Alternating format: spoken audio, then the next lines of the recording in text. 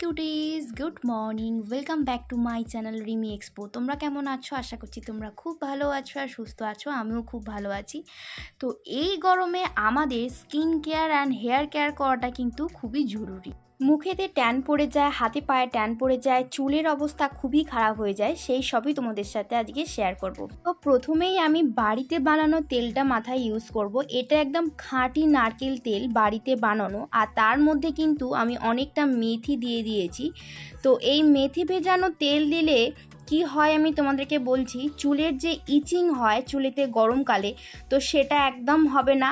এর খুশকির সমস্যা থাকতে পারে, তো সেটাও কিন্তু হবে না। এবং বিভিন্ন চুলের আরও অনেক সমস্যা আছে যেটা এই তেলটা সমাধান করে দিতে পারে। তো এখানে কিন্তু আমি একা তেল মাখতে পারবো না, তার জন্য আমি আমার মায়ের সাহায্য নিয়েছি। তোমরা চাইলে একা মাখতেই পারো, বাট সেক্ষেত্রে অনেকটা ভালো হেড মাসাজ যেটা হয় সেটা কিন্তু একদমই হয় না। তো এখানে হেড মাসাজটা কিন্তু অনেকটা জরুরি হেয়ারের জন্য, তার কারণ আমাদের ব্লাড সার্কুলেশন বাড়ে, আরও অনেক কিছু হয়, হেয়ারের চুল আরও ভালো থাকে। তাই তোমাদেরকেও আমি বলবো যে বাড়িতে কারোর সাহায্য নিয়ে হেয়ার ম্যাসাজটা করা উচিত এবং হেয়ারে ভালো করে অয়েলিং করা উচিত। যে পরিমাণে তাপমাত্রা বেড়ে গেছে এতে কিন্তু জল খেতে একদম ভুলো না, নাহলে কিন্তু শরীর ডিহাইড্রেট হবে না। তো আমার হেয়ার অয়েল এবং হেয়ার মাসাজ দুটোই হয়ে গেছে। এখন আমি চলে এসেছি স্কিন কেয়ার করার জন্য।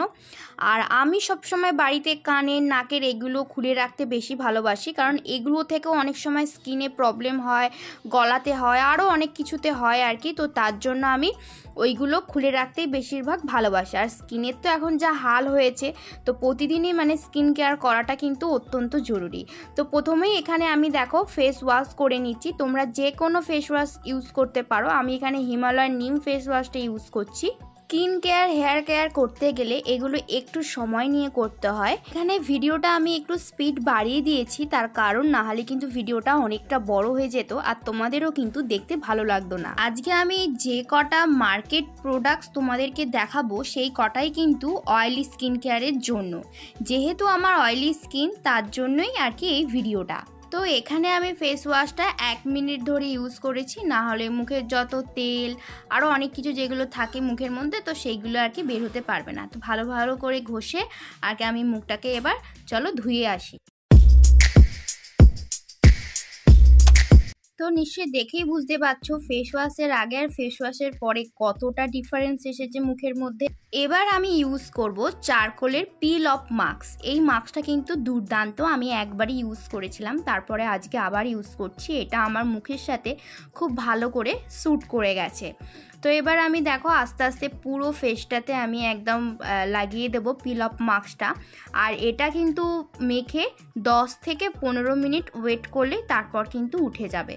চারকোল পিল অফ মাস্কটা মাখার কারণ হচ্ছে এটা ট্যান রিমুভিং করবে এবং ডিটক্সিফাইং করবে, ডিপ ক্লিনজিং করবে অ্যান্ড ব্ল্যাক হিটস হোয়াইট হিটসও কিন্তু রিমুভ করে দেবে। তো আমার 10 থেকে 15 মিনিট হয়ে গেছে। এবার আমি আস্তে আস্তে এটাকে রিমুভ করে দেবো। আর আশা করছি তোমরা নিশ্চয়ই দেখলেই বুঝতে পারবে এটা একদমই পেনফুল না, একদম খুব ভালো একটা পিল অফ মাস্ক। অনেক পিল অফ মাস্কে লাগে মুখের মধ্যে, বাট এটা কিন্তু একদমই পেনফুল নয়।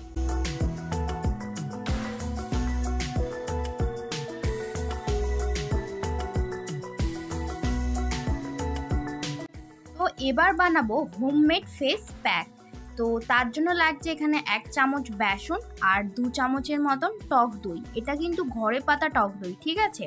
তো এটাকে ভালো করে আমি মিশিয়ে নেবো। এর মধ্যে আমি আর কিচ্ছু দিতে চাইছি না। তোমরা চাইলে লেবুর রস আর হলুদ কিন্তু অ্যাড করতে পারো বা মধু কিন্তু অ্যাড করতে পারো। এই হোমমেড ফেস প্যাকটা এতটাই ভালো যে মুখের মধ্যে যে ট্যানটা থাকে সেটা কিন্তু রিমুভ করে দেবে আর কিন্তু আলাদা একটা গ্লো চলে আসবে। আর যাদের মুখে ট্যানটা একটু বেশিই পড়ে গেছে তারা কিন্তু এটা রোজ ইউজ করতে পারো। এর কিন্তু কোনো রকম সাইড এফেক্ট নেই, তার কারণ এটা যেহেতু হোম রেমেডি, তার জন্য। তো এটা ভালো করে মুখের মধ্যে ইউজ করে আমি 10 থেকে 15 মিনিট রেখে যখন মুখ ধোবো তখন মুখটাকে একটু ভালো করে স্ক্রাবিংয়ের মতন ঘষতে ঘষতে কিন্তু মুখটাকে জল দিয়ে ধুয়ে নেবো। তো তো ফেস প্যাকটা আমার শুকিয়ে গেছে, এবার ভালো করে ধুয়ে আমি কিন্তু স্নান টান করে তারপর তোমাদের সাথে দেখা করছি। আর আজকে কিন্তু চুলে হেয়ার অয়েলের পর আমি কিন্তু চুলে শ্যাম্পু আর কন্ডিশনার দুটোই করব। আর কেউ কিন্তু শ্যাম্পু করার পর কন্ডিশনার দিতে একদম ভুলে যেও না। স্নান আরে করে দেখো একদম কিন্তু ফ্রেশ হয়ে গেছি। আর নিশ্চয়ই দেখে বুঝতেই পারছো মুখে কতটা গ্লো চলে এসেছে অলরেডি। আর মুখটাকে একটু টাইট করতে আর আরও ভালো করতে আমি কিন্তু এখানে ইউজ করছি আইস কিউব। তো গরমকালে এই জিনিসটা কিন্তু খুবই ইম্পর্টেন্ট। তোমরা ফেস প্যাক মাখো আর নাই মাখো, প্রত্যেক দিন কিন্তু দুবার করে মুখেতে আইস কিউব কিন্তু ইউজ করো।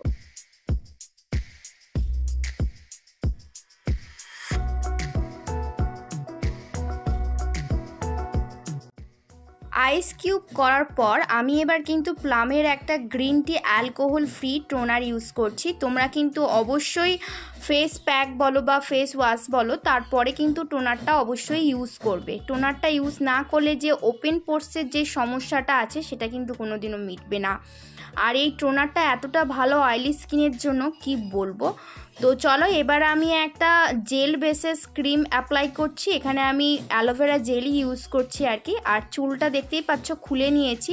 তোমরা যদি চুল ভালো রাখতে চাও বা চুল পড়া বন্ধ করতে চাও অবশ্যই কিন্তু হেয়ার ড্রায়ার ইউজ করবে না।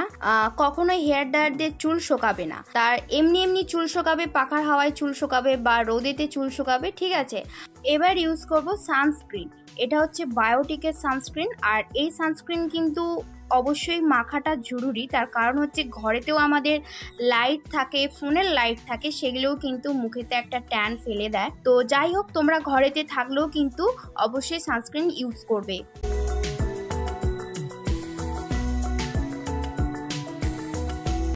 আজকে স্কিন কেয়ার অ্যান্ড হেয়ার কেয়ারের রুটিনটা কেমন লাগলো অবশ্যই কিন্তু কমেন্টে জানাতে একদম ভুলো না। আর আমার ফেসটা কীরকম লাগছে সেটাও কিন্তু একদম কমেন্টে জানিয়ে দিও। আর আজকের ভিডিওটা ভালো লাগলে অবশ্যই একটা লাইক করে দিও। যারা আমার চ্যানেলে নতুন আছো অবশ্যই কিন্তু চ্যানেলটাকে সাবস্ক্রাইব করে পাশে থেকো। সবাই ভালো থেকো, বাই।